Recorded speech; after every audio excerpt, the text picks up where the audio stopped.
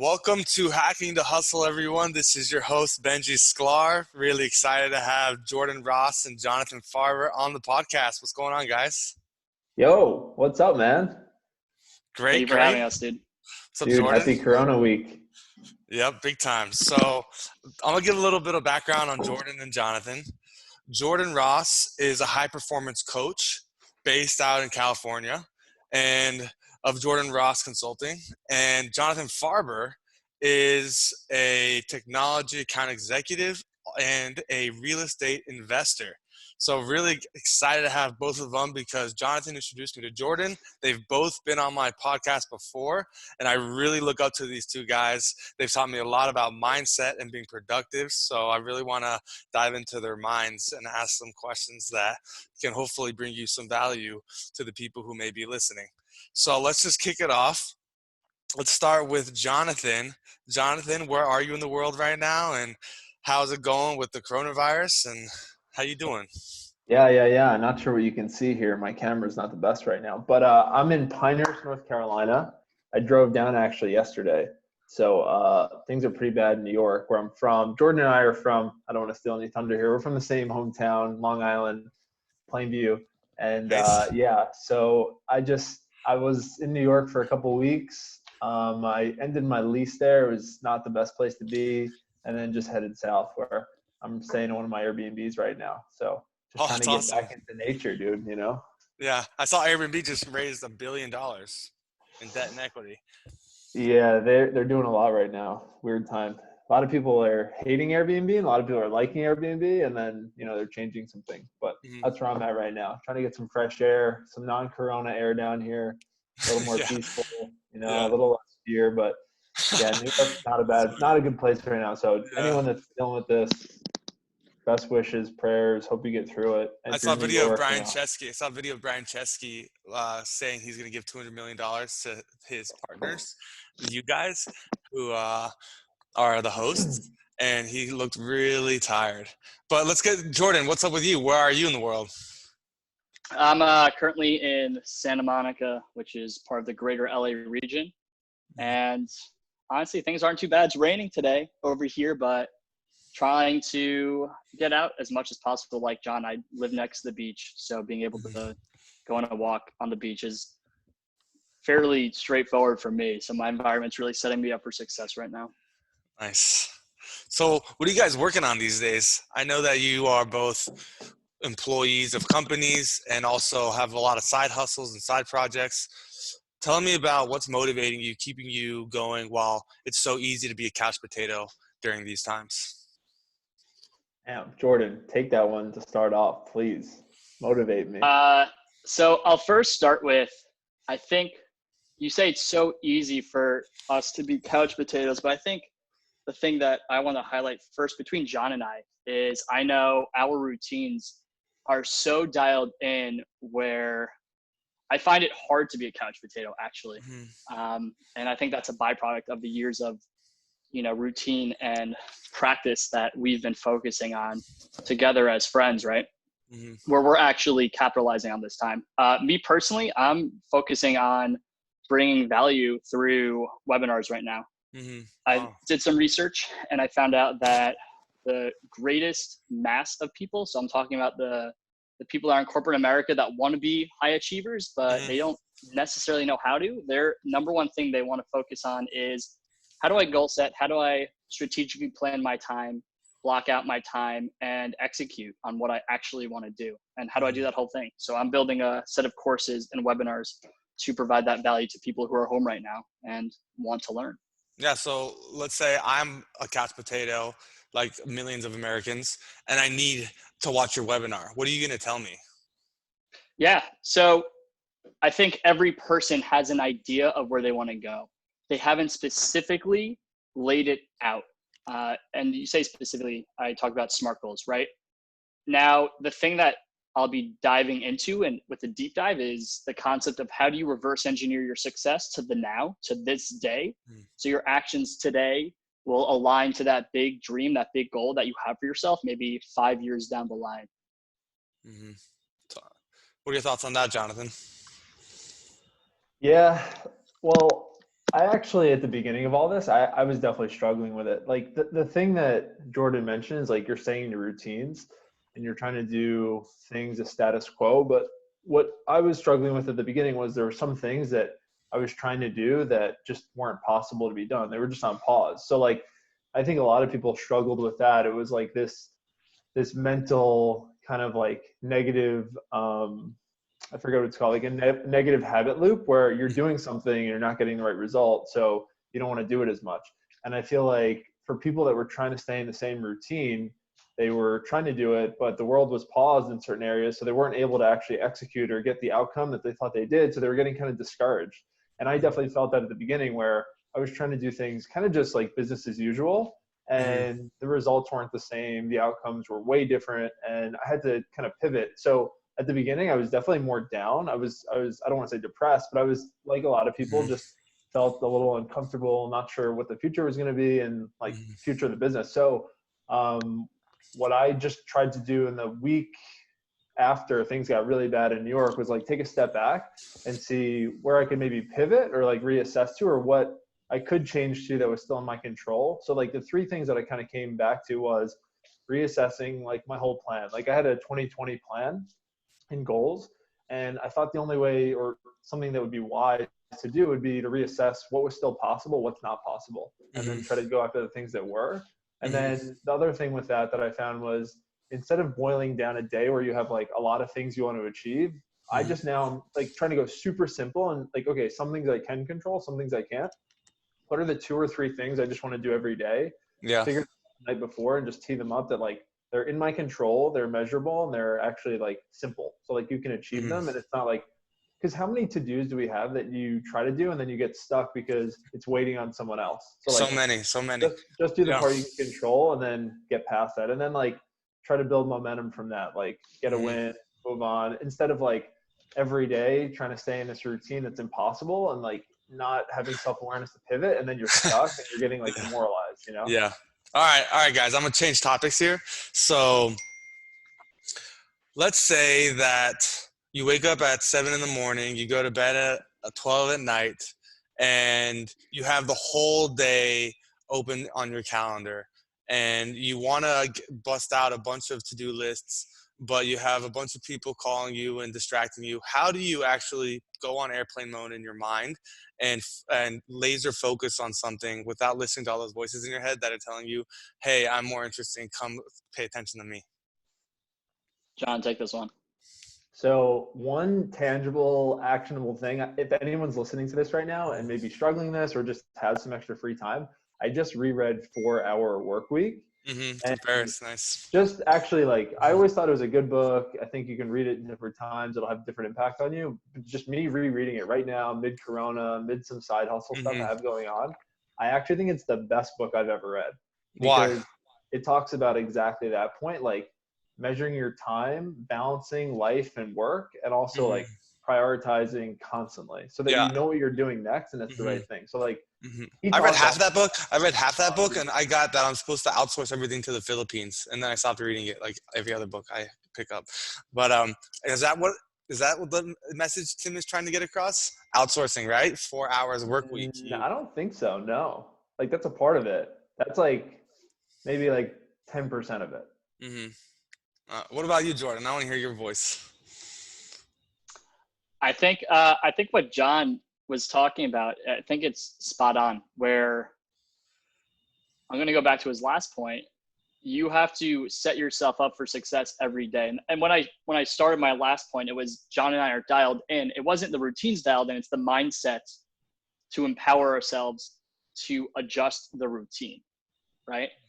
Um, and I think my first thing when I started my day this morning, it was I had 2 hours blocked out where I did my most important work the first 2 hours of the day. So Mm-hmm. no matter what happens, the rest of the day I feel like I'm successful. So because I was dialed in Mm-hmm. the first 2 hours, and then on my second hour, I took a break and I realigned my top three priorities. Mm-hmm. Would you say to people who have an itch to have a glass of wine or liquor after 5 p.m. or they really want to smoke weed or take Xanax at night or like they have addictions? How do you tell people to cope with these addictions when they feel peer pressure to be productive? I think that's a deeper topic around addiction, specifically around like weed, alcohol, and substances. I think that's a heavy loaded question, right? Yeah. If you have an addiction and you're quarantined right now, this is actually the worst. This is one of the worst things that could happen to these types of people, because it's the easiest thing for them to fall into their routine of their addiction, right? The thing that I would say is find someone to connect with to break that cycle. And one thing my wife is doing, she's volunteering to connect with women who are really struggling mentally. And there are resources like that for those people where maybe it's not about your addiction. It's just about talking to someone to get through this time. Yeah. There's a church nearby, and I looked in the window and it showed me the 12 rules for Alcoholics Anonymous. And I couldn't read the letters because it was so small, but I really want to go Google it because I'm curious whoever wrote these 12 commandments is. I really bet it came from a lot of trial and error. So let's change topics to real estate. I'm obsessed with Bigger Pockets. Love Brandon Turner. Watched a 90-minute webinar this morning of him explaining to me how I got to buy my first single family property. So Jonathan, I know you've actually already pulled the trigger and bought on your first property. Tell me how you got the confidence and overcame the fear in actually putting yourself at risk and having this liability on your balance sheet. By asking myself, what's the worst thing that could happen from this? That simple. When you do that with any of these investments, you realize it's not that bad. If you get smart enough to take action, which is probably like 20% research, 80% action, like if there was a ratio of it, just keep asking that question. And when you think about it, like, what is the worst thing that could actually happen here? It's not that bad. You check the box. Like, then you feel more empowered to actually do something. And then you just need to do it. Like, period. There are very few real estate investors that do one deal and stop, unless it's horrible. But you very rarely talk to real estate investors that have just done one deal, unless it's like a mom and pop landlord that moved out of their house and turned something into a rental and they just do it as a little side project. You just don't see it. Like, how did I get to 8 units now? One at a time. Yeah. But that 8 units. Nice. That's thing. awesome. 1, 2, 3, 4, 5, 6, 7, 8. Climbing the Yeah, ladder. it would have been 24 if Corona didn't hit, but that's wow. Yeah. But that's the whole thing. Like, it's not to downplay it. Like, there is some tangible risk and fear in doing this, but like, I'll say this: if you've read Bigger Pockets, listen to Bigger Pockets, done any type of research for more than 3 months, you're ready. Yeah. Period. More than that, you're just rolling around in it. I agree with you. I've been rolling around in it. I read So what are you gonna do, dude? I'm gonna pull the trigger. I'm gonna find a deal. I'm gonna call real estate agents I find on. This is my steps. This is what I'm gonna do. Let's hear it. I'm gonna go to Zillow.com, Realtor.com, and look in Long Island for homes that cost $100,000. And then I'm gonna send those agents messages, hop on a call with them. I've already had 2 calls in the last 24 hours, and I'm gonna run the numbers using the Bigger Pockets rental property calculator and plug in all of the numbers, and it's going to pop out to show me my return on investment and my cash on cash return. And if those 2 numbers are good, like at least $100 to $150 per month in profit from per unit, and then at least a 12% return on investment. This is what Brandon Turner told me. I don't even know if I should be talking about this right now, but if those numbers show like their quality, then you got to pull the trigger. And if I don't have the money, if I don't have the 20 grand to put down the 20% down payment, I can partner with someone and say, hey, let's split the profits. I do the work. I find the hard money lender. I deal with the contractors. I find the tenant, and you put down the money and we split the profit. And even if it's a net even, the learning experience for my first property will be so invaluable that I could catch up to you and partner with you in the future. But let's change topics entirely. Let's get away from all of this. Let's talk about online events. Imagine if we had more people on this call right now. Would you like that, or would it be bad? Because I wish I could talk to Jonathan just to Jonathan. I wish I could talk to Jordan just to Jordan. Like, both of you are such unique individuals that that it's so difficult to, at least for me, to give eye contact to both of you on my computer screen and try and engage like how I want to with each of you.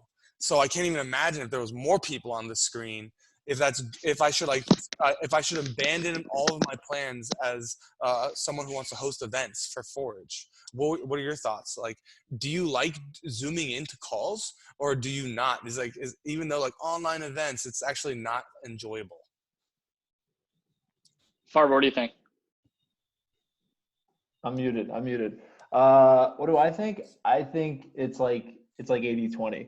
Like majority of the calls can be done via Zoom or email, or they shouldn't even be calls. Like I'll go back to Tim Ferriss for a sec. Like, why are you getting on most of the calls you're getting on? Most people just do it to fill time because they aren't clear on what they actually want. Like Yeah. I'm like, some people would maybe shake their head at this. Like, I'm not getting on a call if there's no point to get on the call. That's why like most of my calls are 15 minutes max. Yeah. Unless we have like clear outline, Mhm. broken up agenda, who's doing what. Otherwise, like, what's the point? So Yeah.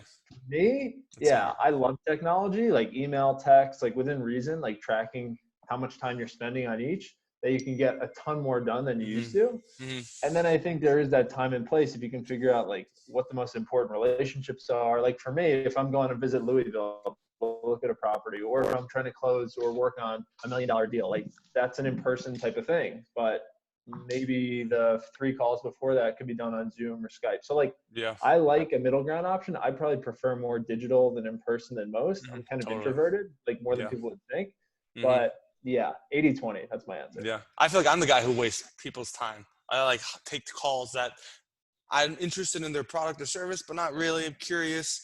And I'm like the person who's like wasting these people who, when I click schedule demo and hop on that 15-minute Calendly call, and I'm like, oh, interesting. I like learning about Mailgun, MailChimp, Mixpanel, all these products that like I can integrate into Forage, but I'm not ready because it's expensive and like, So what about you, Jordan? Dude, let me just say this. If I'm even like decent at this, or like viewed as like I do it, Jordan is the real one that should be answering this. I'm He probably does curious. it more than anyone. I don't know, John. I think you've developed a strong mastery in this topic. I would say it starts with I have a formula. It's called PENS. What's your purpose of this engagement? What's the expectation that I can receive from it? The N stands for, what's the N stand for? We'll skip the N, and the needs. Sorry, what's the needs of your end customer? So the person coming in, and the S. What does success look like? So if I have that framework, I just create a very dialed in structure, A, B, and C, right? So you're able to, in John's case, achieve a 15-minute meeting. Or if you're hosting an event via Zoom, you already have clarity on why the person's tuning in, right? They fit an avatar. If you've done your marketing and your research correctly, you just go from value point to value point. And if you're able to maintain good composure, right? If you have a good script, the person's going to be like in alignment with you, building rapport and paying attention for those 15, 30 minutes. That's a really good point. All right. So how do I do that? That sounded really good, but what are the next steps? I want to do that. I would say, what's the desired outcome for you, right? If you don't have, so it starts with end in mind. Everything starts with your end in mind. And then who's your avatar? Who's the person getting on that call? And what do they want to receive out of that call? And then you break down the most important 3 bullet points, I would say. You never need to go beyond 3. And then if you're doing events, right, you do a few test trials. Like what I'm doing with my webinars and trainings is same exact thing. I have my avatar. I know exactly what they want. I know exactly why they want it. And I'm building out my trainings, and I'm just going to grab like 5 to 10 people and be like, hey, I'm doing this for this price. I'll give it to you for half off. Let's do this together. And you just have to give me some feedback. How'd it go? Wow. I would sign up for that. Net.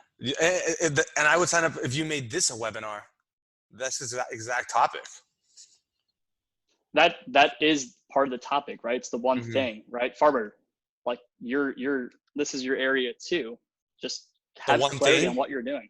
Yeah, it's the concept of the one thing broken down into Keller. Yes. It's the same concept with my own twist. So yeah. Jonathan, you like the one thing? What is the one thing? One of my favorites. Gifted, What are you talking about? What is gifted as this? many as any book I'll give. Yeah, it's this concept. It's just narrowing the focus. Like the whole book could be summed up, I've said it already, 80-20. Like Mm-hmm. figuring out what 20% leads to 80% of your happiness, what Mm-hmm. 20% leads to 80% of your miserableness, what Mm-hmm. 20% leads to 80% of your results. Like it's the same thing Wow. in any business, like Mm-hmm. retail.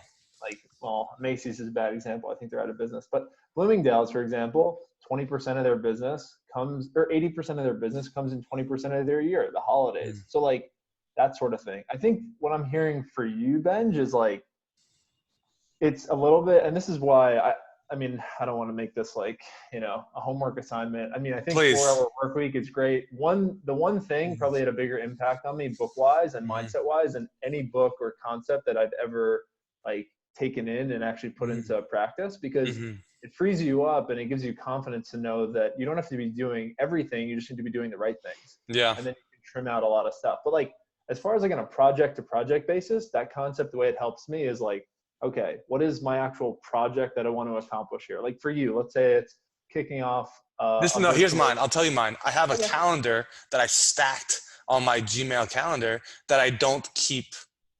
No. What I'm talking about is like, if you're talking about a project, like what is your end in mind outcome? I'm not talking about like a calendar. I'm saying like, if you Oh, want your business to shift into like doing virtual events with advertising, something like that. Or if you want to kick off a virtual speaking event with 1,000 attendees, 3 amazing speakers, like whatever, like that's a project, that's an outcome, it's an achievement.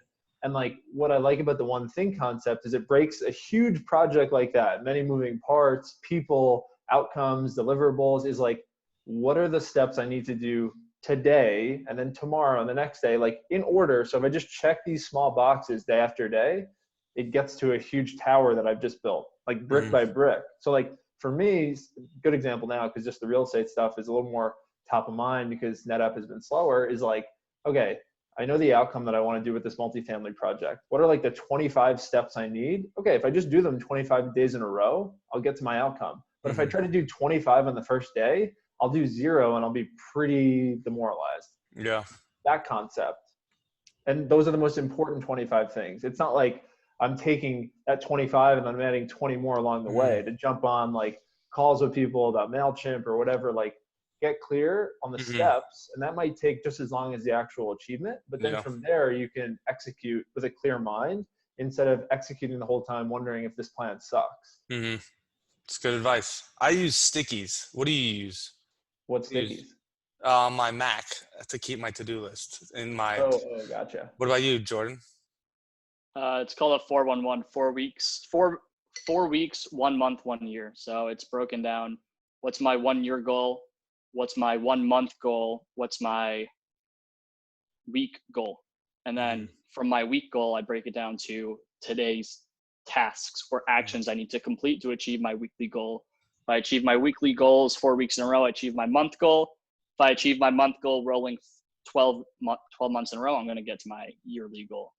Do they That's how it's compound? taxed. Do they compound? Like, do you show if you hit all in a row, something greater will happen? 2 plus 2 equals 5. I think you do receive when you, and John could actually speak to this. Like he was the number one guy in his whole company last year Respect. because he did the same system, and you do get a compounding effect on returns because you're doing the right thing, the 80-20 rule, every single day. So it's better than 2 plus 2 equals 4. It's your one action every day in a row equals, John, what would you say? Equals way more than just 4. Compounding interest. That's how I think about it.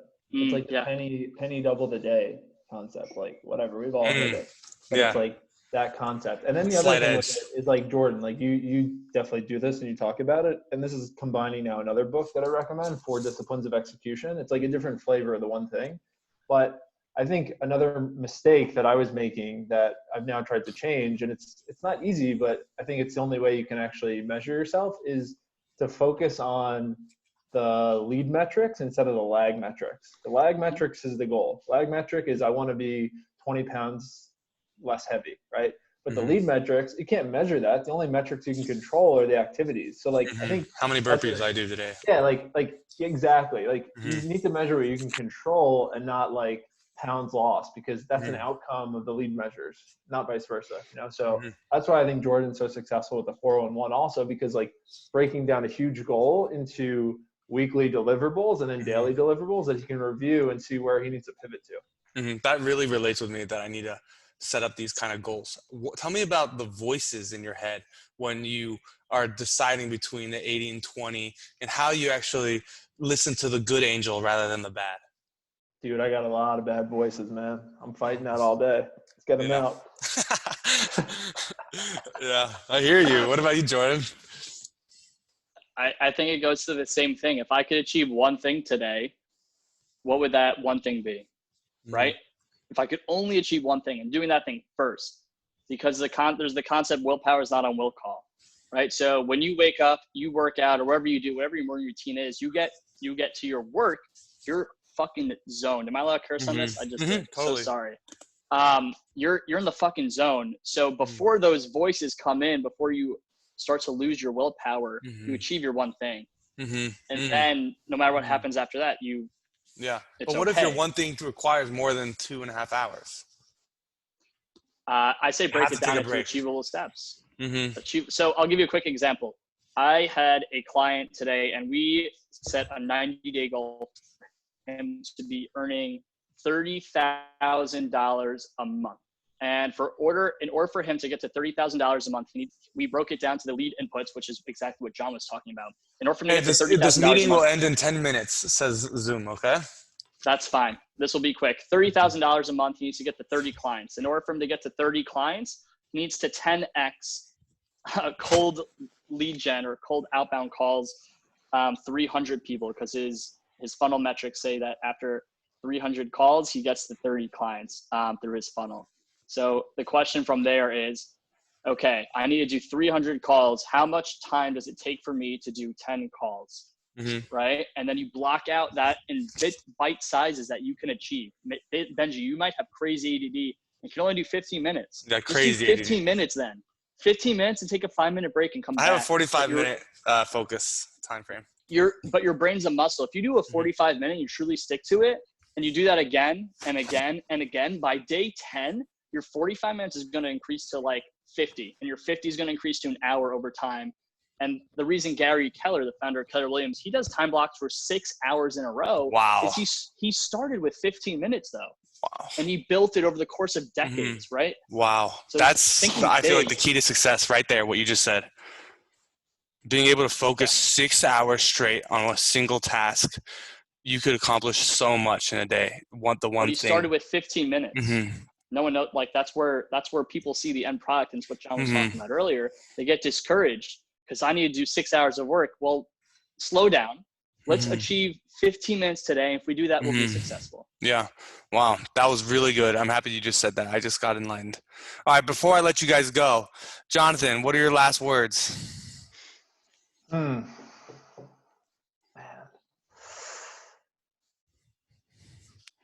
Here's one that I like right now. Downtime on your phone. This might help you, Benj. So you could set downtime limits on your phone and your apps, right? Like this is really like micro, tangible, actionable. Like but it's helping me. So like every app has a limit, or at least the bad ones. Like some of you guys may know, I delete Instagram Monday to Friday. But now like I have bedtime for my apps on my phone. So like 9:15, my phone basically becomes like a brick. Like I can't do anything with it. And that's happening until 8 a.m. the next day. So if I get up at 6, it's 2 hours that in theory I could plan my day. I could do something that's not just bullshit. And then I can actually take action on something. So like only thing I would say, like you don't need to be working 23 hours a day. Like Gary Vee wouldn't even say that. It's just like totally. The time that you do carve, just make sure you're working on the right thing. Yeah. That's it. You can work 4 hours a week, Tim Ferriss, or you could work 23, but like it's having a plan and then making sure you're like doing the right activities along with it. Yeah. Doesn't matter what time it is. So yeah. I think it'd be helpful if I could zoom in on a call at 8 in the morning and have a bunch of people be like, everybody ready to start your 1 hour focus session? Go. And like their accountability made me actually work harder. And I feel like that kind of online community would be actually valuable. Dude, maybe you They need do a that coach at or an Keller accountability Williams. partner or a They mastermind. they do that? What did Yeah, you say? they do that at Keller Williams. They call it Power Hour. Everyone Mhm. they jump on a Zoom call for an hour. You mute yourself and you lead gen for 1 hour. Wow, that's really smart. All right, what are your last words, Jordan, before we go? Zoom probably has like 3 minutes left. I'm I using looked the at the time. freemium version. We got 6 minutes. I checked it out, but Nice. I'm going to piggyback off what John said, and I'm going to quote Will Smith. I saw this video last week and really resonated. Will Smith said that he was able to achieve his level of success better than anyone in his industry during the time period where he was coming up, because he became a master at laying one brick at a time perfectly. Mm. And that's exactly what we've talked about this whole Mm. podcast. Mhm. It's, can you today accomplish your most important thing, your one brick, and can Mm. you lay it down the right way? If you do that Mhm. every day and you only do one thing, you're going to be successful. Okay, how do you, if you think you have 5 important things and you have 5 bricks to lay, how do you take those 5 bricks and make them just to one? It's the founding question. So if you could only accomplish one thing this month, and step by doing so will make Yeah. everything either easier to do or completely unnecessary. Mm. What's your one Mhm. thing? But I'm That's the thinking like question. if you break down your life into like, at least mine on my to-do list, it says life, law, forage, exercise, and family. No, I don't think it says that. But like I break my life into those sectors, and I have my long to-do list, and I copy paste for each day. Like I fill in that like column. So those are 5 things. How do I just do one? If you could only do one of those things today, hence that by doing so will make your day successful, what's your one thing? You do that first. Now that you've done one and you could earn the right to do Mm, two, if you can mm, do one thing, hence that by Oh, doing so will prioritize make them. today, yeah. And then actually do it in order, and don't look at number 5 and be like, oh, I can knock out number 5 in 15 minutes. Don't like succumb to that. Mm-hmm. Build that mental focus and build Mm-hmm. that muscle of your mind, Mm-hmm. and just stay on course. Jordan, when That's are you going it. to start a podcast? Uh, I lost him. What do you say? I said when I earned the right to. I had an incoming call. Dude, you can earn the right. I would love to listen to your podcast. Just go to Anchor and it's super easy. Just call someone over Zoom, record it, upload into Anchor, and publish. And it goes to Spotify, Apple, all the other ones. I've had a podcast, and I actually have one. I just uploaded one. I'm uploading one on Saturday. But I started it, and I didn't have the bandwidth or time to commit to it. It's not my Yeah. one thing. And Farber's Mm. offered me so many times, hey, do you want to do this with me? Like, hey, can you do this? Or like, Mm-hmm. he texted me on Tuesday, hey, can you chat tomorrow? And yesterday was my one thing was Taylor. Mm-hmm. So I would love to I'm going to do the podcast, but I need to earn the right to do it by knocking out my one thing. I respect So that. All right, Jonathan. What's next on your? we got Jonathan, what kind of event? What kind of webinars do you want to participate in? What do you want to see online? What kind of events do you want to see when you're scrolling on LinkedIn and you actually want to click add to calendar? Anything tangible, anything actionable. There's Mm-hmm. 99% fluff. And like even right now, there's so much fluff. Like I don't know. This could go a couple different directions. Like when I'm Mm-hmm. flipping through LinkedIn right now, if it's not value add tangible, Mm-hmm. I'm pretty much either like muting it, unfollowing it. Like if you're like trying to actively sell to me, Yeah. delete. Like the same Yeah. thing with email too, but like it's the Mm-hmm. Gary Vee approach, like tangible, free value Mm-hmm. constantly before any ask. And Yeah. like it's the same thing. But the Mm-hmm. problem now, I feel like too much of LinkedIn, if I'm like scrolling through all the feeds, like Mm-hmm. whatever, it's Mm-hmm. all the same shit. Yeah, it It's really like is. the 5 ways to be more productive working at Mm-hmm. home. Like I saw that 2 weeks ago. I work from home Yeah. every day now. So like Yeah. whatever. But Yeah. that's why there's a couple of people I specifically like to follow Mm-hmm. on their YouTube or read their stuff or their Yeah. podcast. All they are is actionable. Like Yeah.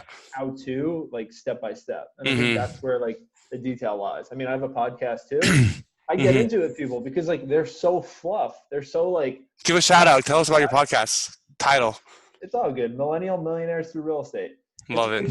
It's good. It's a work in progress, but like it's all about tangible ways because like, that's the same thing. How do you get started? How do you buy your first deal? The exact question you just asked me, like Yo, How do you run Jonathan, we got less than a that? minute. I see we have less than a minute. Jordan, Jonathan, this is awesome. I wish we could go longer. I might have to pay for the premium version for my next call with the next person on the podcast. This is episode number 25.